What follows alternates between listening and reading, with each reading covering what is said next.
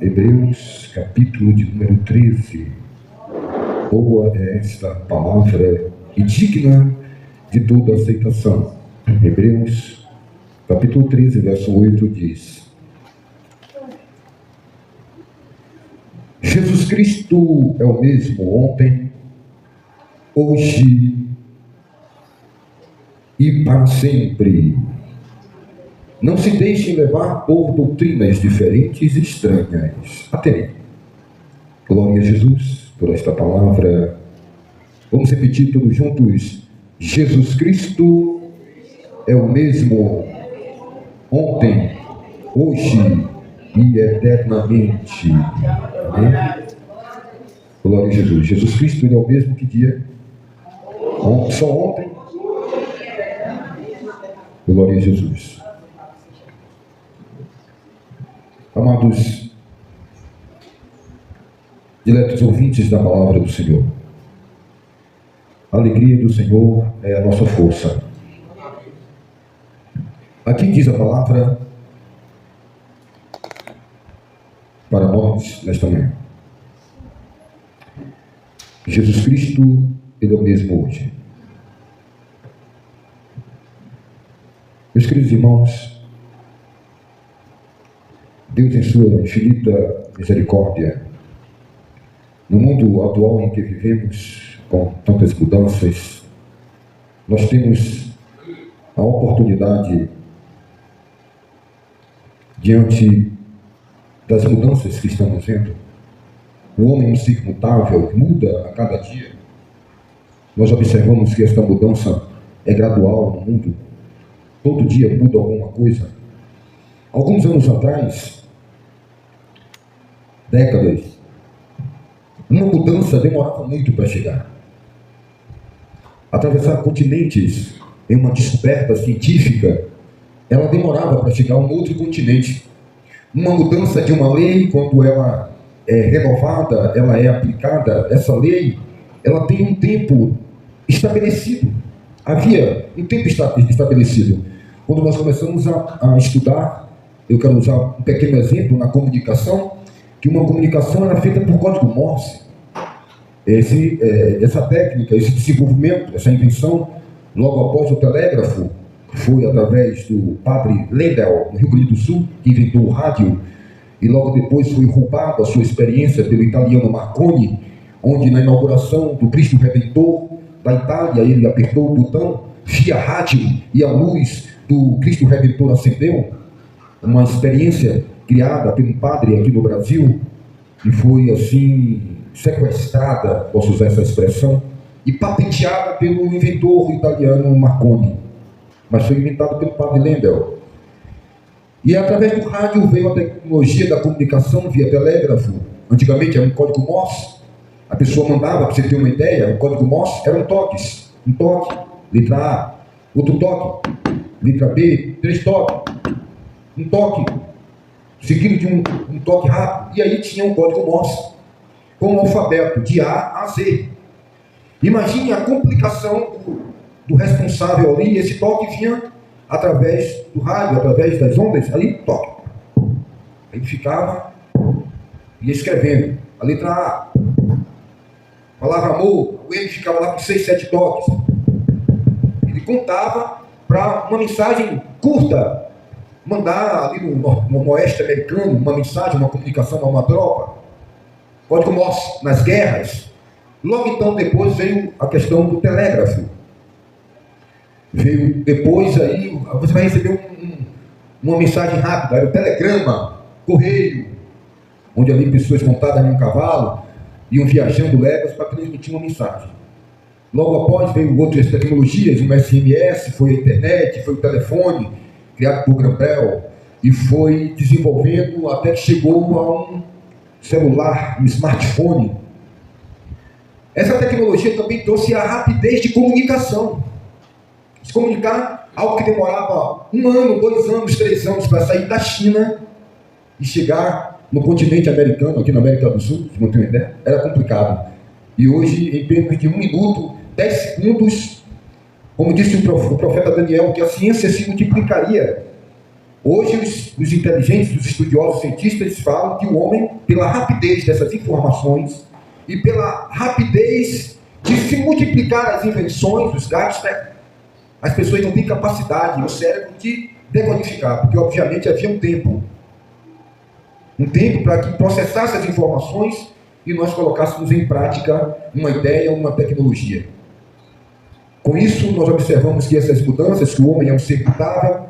Algum tempo atrás era um carro movido com a injeção, não tinha injeção eletrônica, era uma máquina de datilografia, logo após um computador, e a tecnologia foi avançando, a informática, a tecnologia foi avançando cada dia mais, e hoje nós nos encontramos aqui com toda essa tecnologia. Na década de 70, chegou aqui no estado da Bahia uma tecnologia muito grande, que foi a escada rolante. Chegou ali na Rua Chile, na loja Duas Américas. Ali na Rua Chile, as pessoas saíam do interior para ver aquela tecnologia mirabolante, as crianças ficavam brincando, fazendo da escada rolante parque de diversão, uma escada que entrava dentro da outra escada. Logo na década de, mais ou menos, de 1977, a loja Duas Americanas pegou fogo e perdeu-se essa tecnologia. Ali naquela loja, foi em outras lojas adotando, né, a escada rolante. Isso é uma tecnologia. As pessoas iam e observavam isso. E várias outras mudanças, formatos da sociedade, que passava 10, 20 anos, hoje, em uma semana, uma lei muda, já chegou no outro país, no outro continente, e o homem vai ficando sem ter capacidade cognitiva de se antenar e de se equilibrar diante das mudanças desse mundo moderno. Quando você tem aqui hoje um celular, com toda a tecnologia, quando você acaba de conseguir manusear aquele instrumento, com menos de 2, 3 dias sai um outro mais avançado, e o homem fica sem conseguir se equilibrar. Porém, nós vemos um texto hoje aqui que nos mostra que Jesus Cristo nos dá esse equilíbrio de não mudança, de não aperfeiçoamento tecnológico, que aquilo que ele era lá em Gênesis, ele é agora em pleno século XXI, na pós-modernidade. A coisa mais complicada que tem para o ser humano são as mudanças.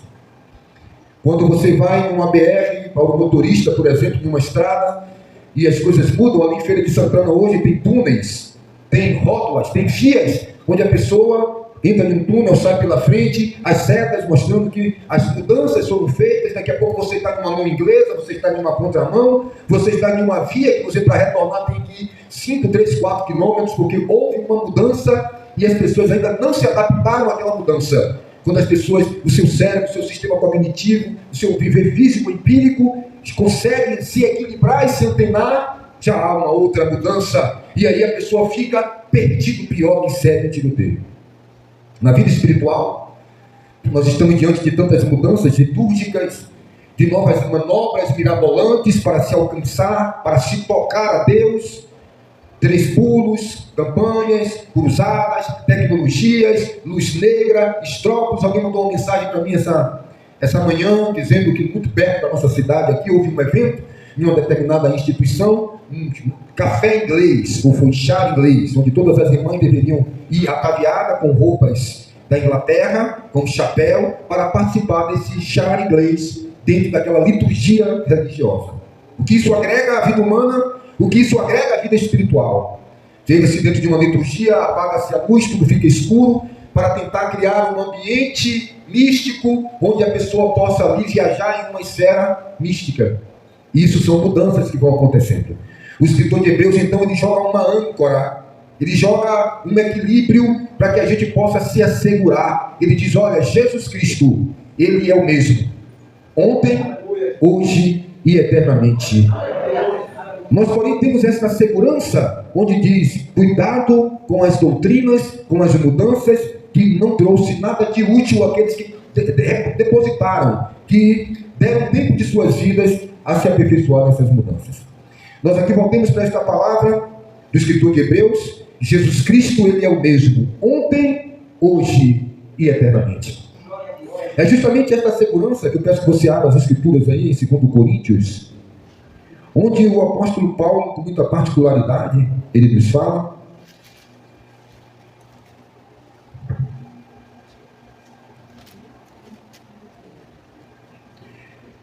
Segundo Coríntios, capítulo 4, verso 16, o apóstolo Paulo diz, por isso não desanimamos, pelo contrário, mesmo que o nosso ser exterior se desgaste. Aí o apóstolo Paulo está chamando, de uma pausa nessa leitura, a nossa atenção, irmão Deus, dizendo para nós que existem mudanças no mundo, na nossa aparência. Não existem só mudanças nas leis, na tecnologia. O homem tem poder, por exemplo, de arrancar uma montanha aqui. Nós estamos hoje num bairro onde foi tirado mais de 30 mil caçambas de terra. Quando você vai descendo aqui, a saída da cidade, existe um aterro sanitário, onde todo esse barro que nivelava quase uma altura de 8 a 10, 12 metros, foi tirado, planeado e levado para um outro lugar, que é o aterro sanitário da cidade, onde hoje tem uma montanha. Aquilo era baixo.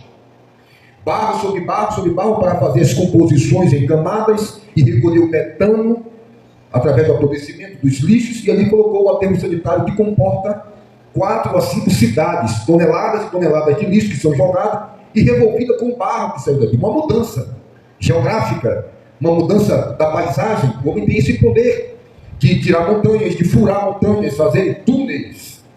Mas aqui o apóstolo Paulo também nos atenta que a nossa própria vida física, ela também há um desgaste, há rupturas, desgastes, pé de galinha, rugas, né? E vai trazendo toda uma mudança física. E aqui ele diz: não desanime, pelo contrário, mesmo que o nosso ser, a nossa aparência exterior se desgaste, envelheça, diz ele, o nosso ser interior se renova dia a dia. E por que esse nosso homem interior se renova? Porque justamente Jesus Cristo, que é a nossa vida, não muda. Nele não há sombra de variação. Você pode imaginar e raciocinar comigo? Você tem capacidade de linear essa palavra dessa manhã, em que em Jesus não há mudança? Em quantos aspectos físicos e espirituais essa palavra penetra? Dentro de um raciocínio muitas vezes limitado e diante de uma profundidade escriturística.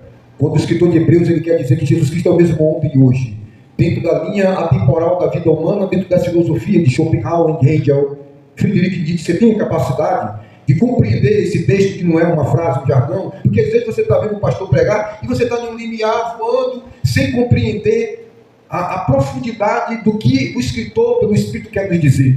Jesus Cristo é o mesmo ontem, é mesmo. É que Jesus Cristo é aquele que curou o cego, né? Que a mulher de fruto de sangue falava nessa manhã aqui, tocou, né? É o mesmo ontem, ele cura ainda. Será que é só isso que o escritor quer dizer dentro de uma física quântica? Dentro das pastas cognitivas dentro de sua mente? Por exemplo, o golfinho e os animais marítimos, e os animais que voam, Emanuel, eles têm, sabe qual é a base delas? Que elas conseguem fazer rotas, conseguem chegar de um outro lado do continente, sair das Ilhas Galápagos, sair de Alcobaça, na Bahia, onde é um ponto de desova dos ovos ali, e partir para um outro continente, sabe? Porque ela é guiada através dos polos eletromagnéticos da Terra, que não muda.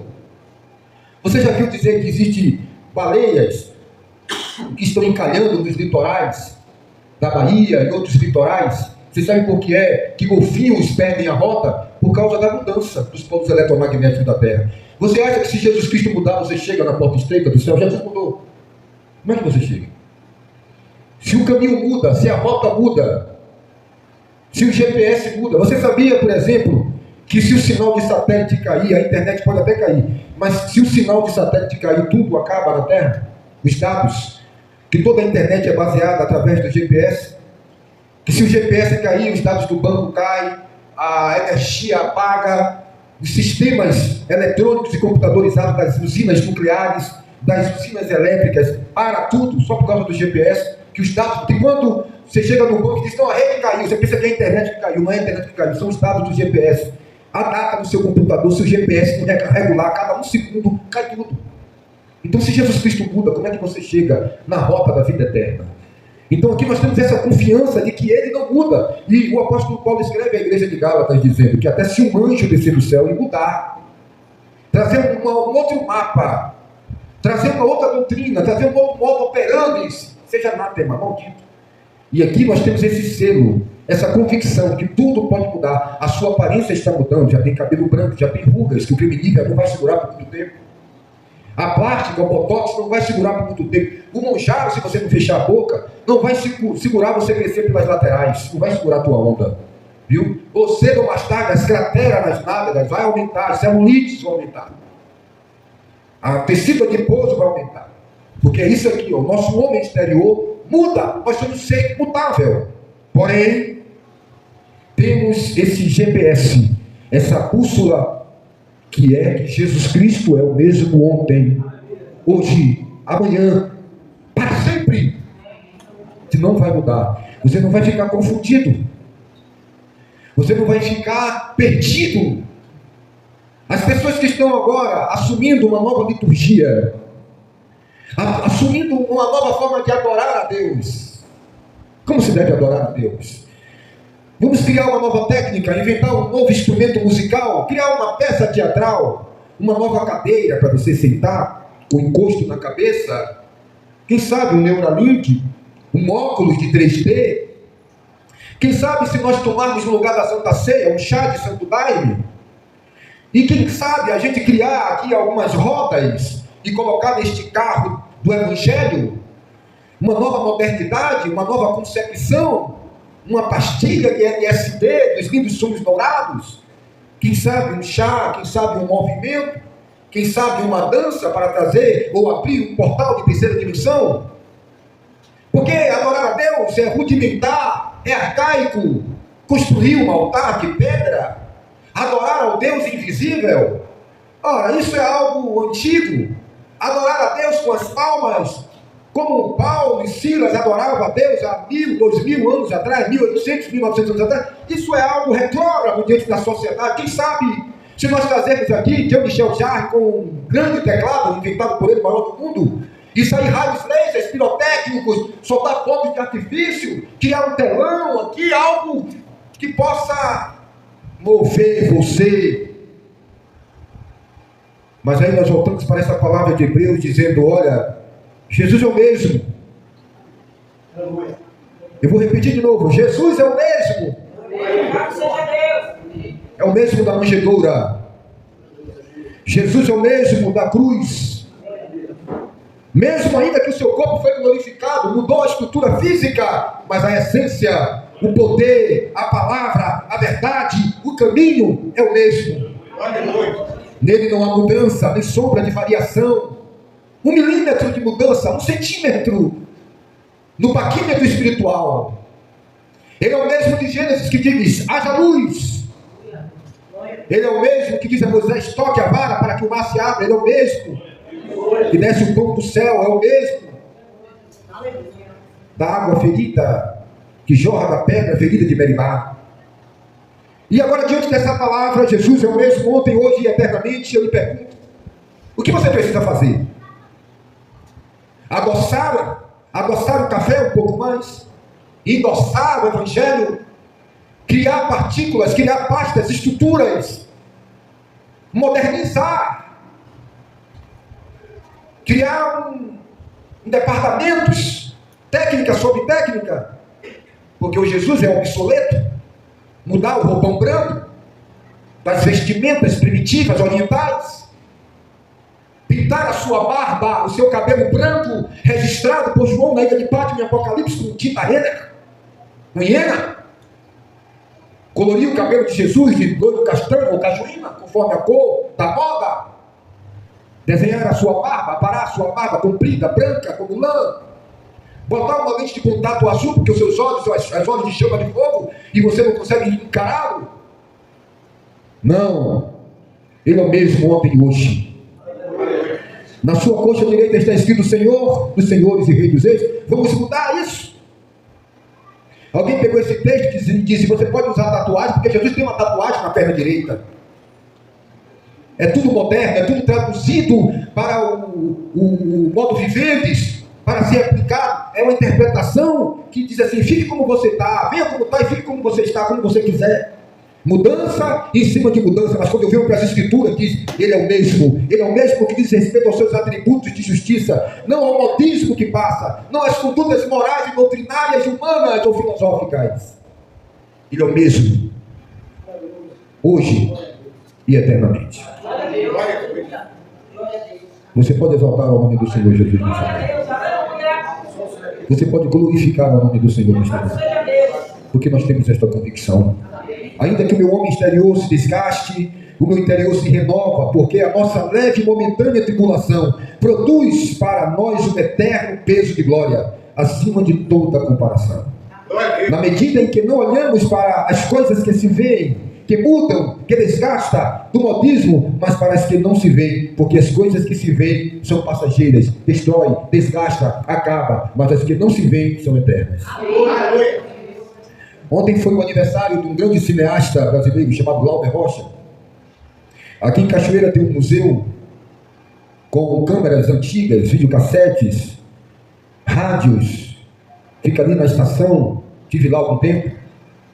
E quando você chega ali, você vê toda uma tecnologia. Ali tem a segunda câmera dos irmãos Lumière.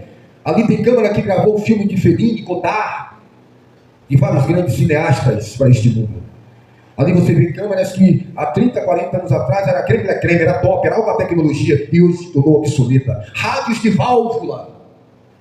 Tudo passa. Passa céu, passa terra. Mas temos esta convicção entranhada de que Jesus Cristo é o mesmo ontem, hoje e eternamente. Que maravilha, temos esta convicção. Você passou um tempo fora, eu tinha um amigo, o nome dele era Paulinho. Ele era um colega meu, um amigo meu. A mãe dele me amava, as irmãs dele. Morava na esquina da rua Henrique Devoto, na Ilha do Pontal. Eu ia passar o final de semana sempre ali com meus avós. E íamos ali brincar de guerra de bolinha de mamona. Botar no paddock, pegar o cacho e sair brincando, que eram as guerras, poucos brinquedos, e a gente criava através da criatividade. Picula. E a mãe dele catava a mamona, porque se você não sabe, o óleo rícino que cura qualquer problema de dores nas juntas, de traumatismo, de reumatismo, seja o que for, é o óleo rícino que está aí dentro dos transformadores e é usado em lubrificante de avião. E ela mandava a gente catar as mamonas e dizia, não fique perto, botava dentro daqueles caldeirão e botava a mamona e começava a cozinhar para apurar o óleo rícino. E a gente brincando ali, um dia Paulinho foi embora. Tinha 10, 11 anos de idade. Paulinho foi embora, eu fiquei muito triste, com saudade, as suas irmãs foram embora, e todo dia eu passava ali, via, me lembrava de Paulinho por muitos anos, 10 anos depois Paulinho voltou. Mandaram me chamar, Paulinho queria me ver. Na minha mente era aquele Paulinho de 10 anos. Eu não tinha ainda essa consciência da mudança. Eu lembrava das irmãs dele, lembrava dele com aquela mesma imagem lúdica. E a mãe dele ali toda alegre, Flavinho, venha, Paulinho chegou, as irmãs chegaram. Dele, Paulinho, e aí, que é o outro nome da irmã que eu me esqueci. E aí eu com aquela imagem de que eu ia chegar na cozinha lá para ver Paulinho e as outras irmãs, com aquela mesma figura registrada. E quando eu cheguei ali, eu fiquei estatalado, sem reação. A mãe deles, eles eram do Rio de Janeiro, a mãe olhou para mim, as irmãs, o pai, ficou olhando, eu procurando o Paulinho. E ele foi se aproximando, me deu um abraço, eu olhei aquele rosto cheio de espinha. A irmã, e eu parado, a mãe olhou assim e disse, oh meu Deus, não lembro como hoje as palavras, oh meu Deus, ele pensou que Paulinho estava com aquele mesmo rosto, oh meu filho, vem me deu um abraço, estava cheio de lágrimas, porque aquele rosto, aquele amigo, aquela amiga, eu não ia ver mais nunca, porque o tempo carcome a sua imagem de galã. A sua beleza juvenil, aflorada na pele, nos dentes, no cabelo, no sorriso. Mas temos esta convicção, qual? Que ainda que esta minha aparência se desgaste com o tempo, o meu homem interior se renova em Cristo Jesus. Olha o que eu tenho para te dizer. Levanta a cabeça. Jesus Cristo é o mesmo. Você não vai sofrer decepção. Ele vai dizer, eu gostava de você quando você era menino, criança, mas você mudou. Ele entende que há mudanças físicas. Nós podemos mudar, irmãos. Quem sabe que você vai usar uma bengala. Você já não tem mais força. Olha, você não tem mais mulher, não tem desses pulos mais não. Não bota a cabeça para rodar como um peão, não, que essa capoeira não vai. Ao gonço. Olha juntas como estão. Houve mudanças físicas, mas mudanças espirituais, para com o qual nós servimos a Deus, com o nosso homem interior, com um caráter incorruptível. É para isso que nós vamos diante dele.